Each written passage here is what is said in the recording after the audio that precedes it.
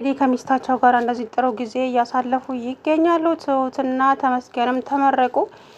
ታዲያ የአባዬ ሚስት ምንም አይነት ማስታወስ አትችልም ማለት ነው። አደራው ምንድነው አደጋው ከደረሰባት በኋላ ምንም አይነት ማስታወስ አትችልም።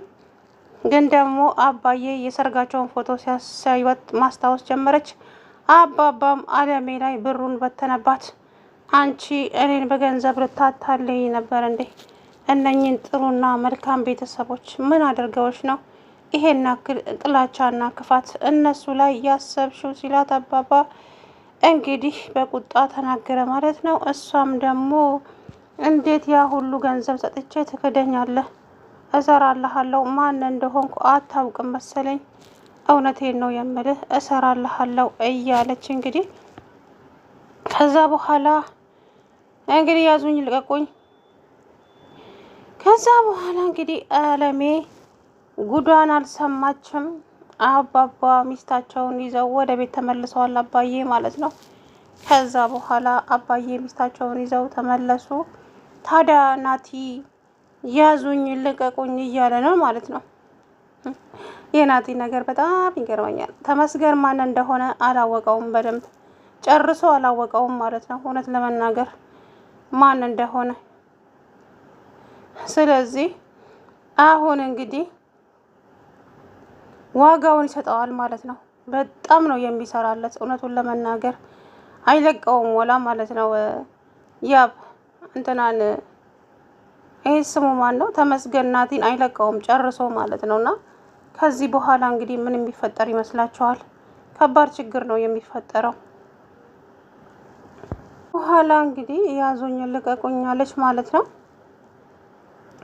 አለሜ እንግዲህ ከዚህ በኋላ አጠገቤ እንዳትደርስ፣ አጠገቤ የምትደርስ ከሆነ ግን ከባድ ችግር ነው የሚፈጠረው አለች አባባ። አባባም ደግሞ ከዚህ በኋላ አጠገቤ የምትደርሺ ከሆነ በህግ ነው ማስቀጣሽ፣ ትሰሚኛለሽ? 10,000 ብርሽን እንቺ ብሎ እንግዲህ እላዋ ላይ ወረወረባት ማለት ነው። ታዲያ ተመስገንን ያው እንዳደረገ አድርጎ ለቀቀው። አቶ ናቲ ደግሞ እንዳይነቃበት አድርጎ ተመልሶ መጣ እዛ ቤት። እዚህ ቤት ምን ትሰራለህ? ውጣ ከዚህ ቤት እያለ ያዙኝ ልቀቁኝ አለ። ቤቱ የአባዬ እኮ ነው። ምን ነው አባዬ ይሄንን ሰው እንዴት እዚህ ታስገባዋለህ? ለምን ሲባል እንዴ አባዬ ይሄ ሰው እኮ ምን እንደሆነ አታውቅም? እንዴ አውቃለሁ። ሁሉም ሰው ይመጣሉ ይሄዳሉ። እባብ እባብ ነው፣ ሲናደፍ አይታይም፣ ተናድፎ ግን ይሄዳል። ሁሉም ያስጠጋዋቸው ሰዎች ሄደዋል። እንኳን ተመስገን ብለዋል።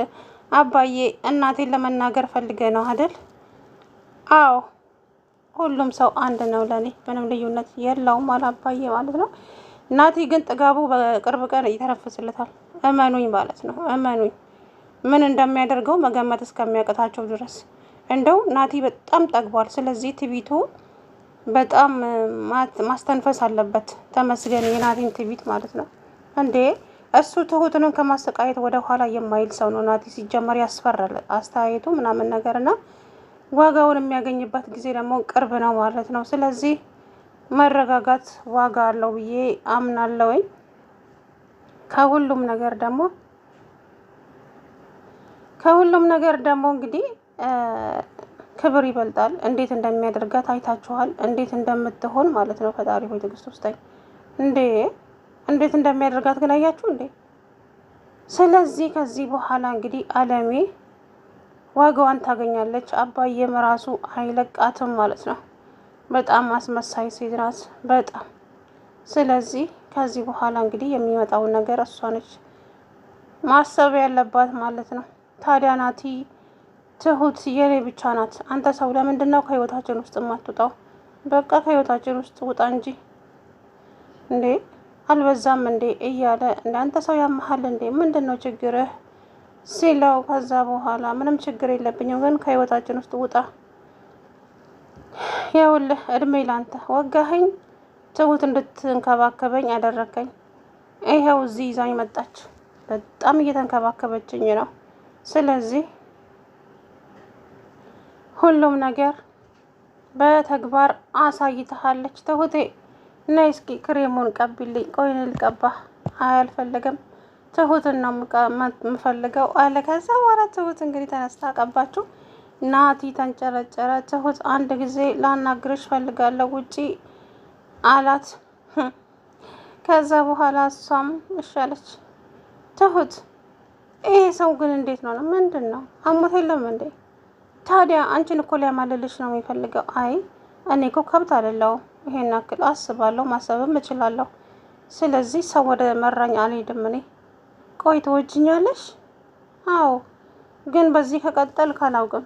በጣም እያስፈራኸኝ ነው እኔን ራሱ። ናቲ እንዴት እየሆንክ እንዳለ ግን ታውቀዋለህ እንዴ? በጣም እኮ ነው እንዴት እንደሚያደርግህ ራሱ። ከዛ በኋላ እሺ ትሁት ይቅርታ በቃ ምን ላድርግ ብለሽ ነው እኮ ተቸገርኩኝ። ምንድን ነው የምትቸገረው ናቲ እንዴ? ስለዚህ ተረጋጋ፣ ብትረጋጋ ነው የሚሻልህ አለው። ከዛ በኋላ እሺ አለ። ወደ ቤት ተመለሰ። ታዲያ ተመስገን ለአባዬ ነገረው እሱ እንደዚህ እንዳደረገው። ምን እሱ ነው እንደዚህ ያደረገው? እሱ አያደርገውም። አደረገው አባዬ፣ እሱ ነው እንደዚህ ያደረገኝ። ይገርማል በጣም እንጂ አባዬ ግን ለትሁት አትንገራት። እኔ በማገኘው መንገድ አገኘዋለሁ። ድሮም ፈሪ ከኋላ ነው የሚማታው እንጂ ከፊት አይደለም። ስለዚህ ዋጋውን እሰጠዋለሁ አባዬ፣ ችግር የለውም አለ። እንግዲህ እኔ ነኝ ሽማግሌ የምንከው፣ አንተ ነህ ሽማግሌ የምትልከው። እሁድ የኔ ነው ተራው፣ ተነገ ወዲያ ያንተ ነው ተራው እያለ እንግዲህ ያዙኝ ልቀቁኝ እያለ ነው ማለት ነው። ስለዚህ እንግዲህ አባዬ ደግሞ ለሁለታችሁም ሽማግሌ መሆን አይመስለኝም፣ በጣም ይቅርታ አላቸው። እንዴ አባዬ ለምን? በቃ ተናገርኩኝ። እንግዲህ ቃሌን ወደ ኋላ መመለስ አልፈልግም ልጆቼ። ከዛ በኋላ እንግዲህ ትሁት እናትህ ግን ደህና ናት ናቲ? አዎ ደህና ናት። ስለ እሷ ተይና ስለ እኛ እናውራ። ምን ችግር አለው? እናትህን ብጠይቅህስ? ቤቢ ደግሞ በጣም አሳዘነኝ። ምስኪን እንግዲህ ይዛበት ሄደች ይዊን ማለት ነው። እናቱ ቤት አስለቀቀቻቸው። ታዲያ ደብዳቤ ጽፋበት እንዳትፈልገኝ እኔ ራሴ ስድን በግሬ ቆሜ ስመጣ እንገናኛለን፣ ከዛ በኋላ ግን እንዳትፈልገኝ አለችው። በጣም ስቅስቅ ብሎ አለቀሰ ማለት ነው። እውነት በጣም ነው ያሳዘነኝ። አይ ፍቅር እንግዲህ ስልኳንም አታነሳም። ቤቲም ሂዊም ስልካቸውን አያነሱም። ታዲያ ይሄ ነገር በጣም አስጨንቆታል። ቆይ ለምንድን ነው መፈተነው? ይሄ ሁሉ የእናቴ ስራ ነው። ምን አደረገቻት እስቲ እኔ ለምሸከማት? እሷ ምን ቤት ናት? ቆይ ለምን እንደዚህ ታደርጋለች እናቴ እያለ እንግዲህ ናቲ ቤቢ ስቅስቅ ብሎ አለቀሰ ማለት ነው። ከዛ በኋላ ናቲ ቤቢ ትሁት ጋር መጣና ትሁት እባክሽን ላንቺ ልታነሳልሽ ትችላለች፣ እባክሽ ተባበሪኝ ትሁት፣ ያለችበትን ብቻ ኢዊን አይኗን ሳላያት ነው የሄደችብኝ።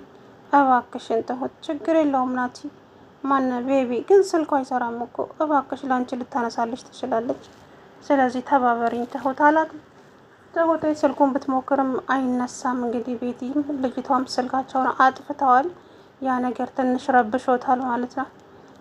ከዛ በኋላ እንግዲህ ናቲ ትሁት ነይ አንዴ ውጭ ልፈልግሻለሁ፣ ትሁት አንዴ ውጭ እናውራ እያለ እንግዲህ ትሁቴን ስቃይዋን አብዝቶባታል ማለት ነው። እሷም ደግሞ እሺ ናትዬ እያለ ትከተለዋለች። እንግዲህ ያሸነፈ ይውሰድ ብሏል አባዬ። እውነትም ያሸነፈ ይውሰድ ነው። ታዲያ ናቲን ማነው ናቲ ተመስገን ስንት ብር ልስጠህና ከህይወታችን ውስጥ ትወጣለህ አለው።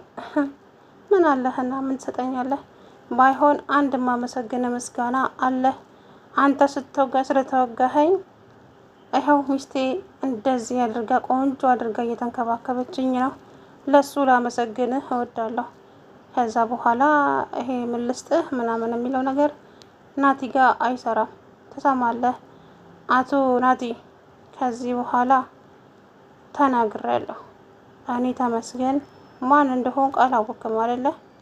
ፈሪ ባትሆን ኖሮ ከፊት ትቀድመኝ ነበር፣ ትገጥም ነበር። ግን ፈሪ ስለሆንክ ከኋላ መታኸኝ። ለማንኛውም ተው፣ ጊዜ የሚፈታው ይሆናል አለው። አባዬ አሁን ላይ ግራ ተጋብተዋል። ራሳቸው በራሳቸው ሀሳብና ስቃይ ተጠምደዋል ማለት ነው። ስለነሱም እያሰቡ አይደለም። አባዬ ታዲያ ለኔ እኮ ብርቄ አይደለም፣ ሰው ቀርቦ እየራቀኝ ምንም አዲስ ነገር የለውም። ስለዚህ ትሁት አንቺ አትጨነቂ፣ ችግር የለውም፣ ሁሉንም ነገር ጊዜ የሚፈታው ይሆናል አሉ አባባ። ትሁትም ደግሞ አባዬ አለሜ እንደነገርኩ እሷ ላንተ የምትሆን ሴት አይደለችም። እኔ መቼ ፈለግኳትና ልጄ? አይ አባዬ እሱ እንኳ እውነቱን ለመናገር ፈልገሃት ነበረ፣ ግን እሷ አስመሳይ ሴት ናት። ተይ ትሁት፣ እንደዛ አይባልም። ልጇን ልታገቢ እኮ ዝግጁ ነው። ኧረ አባዬ ተው እባክህ እንዴ! የማጠገብ እንጀራ ከምጣዱ ያስታውቃል። ስለዚህ ሁሉንም ነገር አውቄያለሁ፣ አይቻለሁ። የምን ጋብቻ ምን አያስፈልግም አለች ትሁቴ። ኧረ ትሁቴ ተይ ተይ። አዎ አባዬ፣ እውነታው ግን ይሄ ነው። ከዚህ በኋላ ማንም ብትለኝ ምንም አልፈልግም ማንንም አለች። ከዛ በኋላ ቆይ ትሁት ተጣልታችኋል? ኧረ አልተጣላንም፣ ግን ልጁ በጣም ነው ጸባዩ በጣም የሚያስጠላ ሆኗል አባዬ። ያለ ምንም ምክንያት ይቀያየራል፣ የሚያወራውን እንኳን አያውቅም አለች። ከዛ ተይው በቃ ሲሆን ይሆናል፣ ካልሆነ ደግሞ ይቀራል። ስለዚህ አትጨናነቂ የኔ ልጅ፣ አንቺ ራስሽን ጠብቂ፣ ራስሽንም አረጋጊ አላት አባዬ። እሺ አለች እንግዲህ ትሁቴ። ከዛ በኋላ ሄደች ማለት ነው። ትሁትም ወደ ገጠር መሄዱን ትተዋለች። ምክንያቱም የማትሄድበት ምክንያት ያው የአባዬ ሚስት ካላገኘው በስተቀር የትም መሄድ አልችልም፣ የትም እሷን ለአባዬ ካስረከብኩኝ በኋላ እሄዳለሁ አለች። ከዛ በኋላ እሺ እንደዛ ይሻላል፣ እንደውም እንደሱ ብታደርጊ ነው የሚሻልሽ። አባዬም ታዲያ ራስሽን እንድትጠብቂ ነው እኔ የምፈልገው። አዎ ራስሽን ጠብቂልኝ የኔ ልጅ፣ እነኚህ ክፉ ሰዎች የወደዱሽ መስለው ሌላ ችግር ሊፈጥሩብሽ ይችላሉ። ስለዚህ ራስሽን መጠበቅ ግዴታሽ ነው አላት አባዬ። እንግዲህ አባዬም ታዲያ እሺ አባዬ አመሰግናለሁ አባዬ ከበፊት ጀምሮ እስካሁን ድረስ አብረኸኝ ስላለ ከልብ አመሰግናለሁ አለች። እንግዲህ ከዚህ በኋላ ምን የሚፈጠር ይመስላችኋል? ትሁትና ናቲ የእልም እንጀራ ነው እንጂ መቼም አንድ ላይ ሊሆኑ አይችሉም። በፍጹም ማለት ነው። በፍጹም የማይታሰብ ነገር ነው። ናቲ በዚህ ጸባዩ አይደለም ትሁት አብራው ልትኖር ይቅርና አታስበውም ጨርሶ። ልጁ እኮ ጸባዩ በጣም ነው የሚያስጠላው። እውነት ለመናገር እንዴት እንደሚያደርገው ግን አይታችኋል እንዴ? ጸባዩ በቃ የውሻ ጸባይ ነው የሆነውና ከዚህ በኋላ ታዲያ ምን የሚፈጠር ይመስላችኋል? ምንም እንትን የሚል ነገር ስለሌለ ከዚህ በኋላ ያው ተመስገንን ትመርጣለች ብዬ ተስፋ አደርጋለሁ። ተመስገን ይሻላታል ለትሁት። በነገራችን ላይ ሰላም ውድና የተከበራችሁ የቻናሌ ቤተሰቦች እንዴት ናችሁ? አለሁ ደህና ነኝ። እንግዲህ አባዬ ሚስታቸውን የድሮ ትውስታዋን እየመለሱላት ነው ማለት ነው።